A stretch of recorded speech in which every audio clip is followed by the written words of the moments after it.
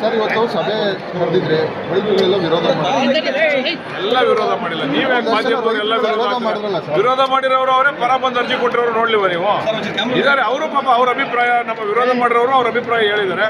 ಅದನ್ನು ಕೂಡ ಸರ್ಕಾರ ಜೊತೆ ಚರ್ಚೆ ಮಾಡ್ತೀನಿ. ಅಲ್ಲಿ ಅನೇಕ ಜನ ಬಂದು ನಮಗೆ ಮಾಡಿಕೊಡಿ ಅಂತ ಹೇಳಿ ಅರ್ಜಿ ಕೊಟ್ಟಿರೋದನ್ನು ನೋಡಿದ್ರೆ ನೀವು. ಆ ಪರ ಮತ್ತೆ ವಿರೋಧ ಎರಡೂ ಇದೆ. ಅದ್ರ ಬಗ್ಗೆ ಸರ್ಕಾರದ ಗಮನ ಸೆಳೀತು. ಸಮಸ್ಯೆ ಕೇಳಕ್ ಬಂದಿದ್ರಿ, ರೈತರ ಸಮಸ್ಯೆ ಬಹಳಷ್ಟು ಜನ ಪ್ರತಿಭಟನೆ ಮಾಡ್ತಾರೆ. ಇಲ್ಲಿ ಸಮಸ್ಯೆ ಅನ್ನೋದಕ್ಕಿಂತ ಏನಾಗ್ತದೆ ಅಂದರೆ, ಇಲ್ಲಿ ನಾವು ಏನು ಅಕ್ವಿಷನ್ ಮಾಡಬೇಕು ಅಂತ ಹೊರಟಿದ್ದೀವಿ, ಕೆಲವು ದಾಖಲಾತಿಗಳು ಸ್ವಲ್ಪ ಕೆಲವರಿಗೆ ಸರಿ ಇರೋದಿಲ್ಲ. ಅದನ್ನು ಸರಿಪಡಿಸಬೇಕು. ದಾಖಲಾತಿಗಳನ್ನ ಖುದ್ದು ಅಧಿಕಾರಿಗಳೇ ಸ್ಥಳಕ್ಕೆ ಹೋಗಿ ಅವ್ರ ಫೋನ್ ನಂಬರ್ ತಗೊಂಡು ಸರಿಪಡಿಸಬೇಕು ಅನ್ನೋ ಉದ್ದೇಶದಿಂದ ಇವತ್ತು ಸಭೆ ಕರೆದಿದ್ದು. ನಮ್ಮ ಹಳೆ ಸ್ನೇಹಿತರುಗಳು ಕೂಡ ಯಾರು ಹೋರಾಟ ಮಾಡ್ತಾರೋ ಅವರು ಕೂಡ ಭಾಗವಹಿಸಿದ್ರು.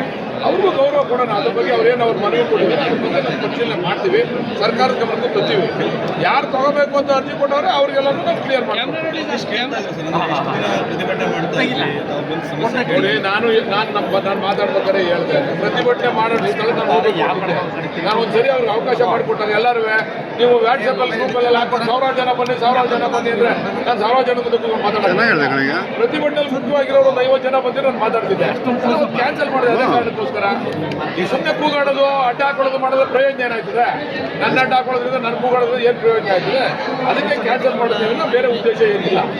ಯೋಜನೆ ಕೈ ಬಿಡಿ ಅಂತೇಳಿ ಸರ್, ಯೋಜನೆನ ಕೈ ಬಿಡಿ ಅಂತೇಳಿ ರೈತರು ಪಟ್ಟಿರುವಂಥದ್ದು. ಹೇಳಿ, ಬಿಡಿ ಅಂತ ಒಂದಷ್ಟು ಜನ ಅವರೇ, ಬಿಡಬೇಡಿ ಅಂತ ಒಂದಷ್ಟು ಜನ ಅವರೇ. ಅದೆಲ್ಲ ನೀವು ಸಾಧಕ ಬಾಧಕ ಎಲ್ಲ ಇದೆ, ಪರ ವಿರೋಧ ಎಲ್ಲ ಇದೆ. ಇದನ್ನು ಸರ್ಕಾರ ತರ್ತೀರಾ ಸರ್?